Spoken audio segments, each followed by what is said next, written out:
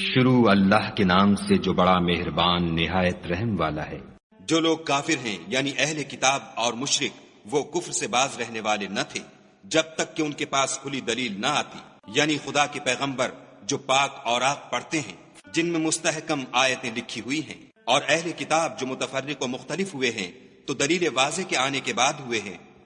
اور ان کو حکم تو یہی ہوا تھا کہ اخلاص عمل کے ساتھ خدا کی عبادت کریں اور ایک سو ہو کر، اور نماز پڑھیں اور زکوٰۃ دیں، اور یہی سچا دین ہے۔ جو لوگ کافر ہیں یعنی اہل کتاب اور مشرک، وہ دوزخ کی آگ میں پڑیں گے اور ہمیشہ اس میں رہیں گے، یہ لوگ سب مخلوق سے بدتر ہیں۔ اور جو لوگ ایمان لائے اور نیک عمل کرتے رہے وہ تمام خلقت سے بہتر ہیں، ان کا صلہ ان کے پروردگار کے ہاں ہمیشہ رہنے کے باغ ہیں جن کے نیچے نہریں بہ رہی ہیں، ابد الآباد ان میں رہیں گے، خدا ان سے خوش اور وہ اس سے خوش۔ یہ صلہ اس کے لیے ہے جو اپنے پروردگار سے ڈرتا ہے۔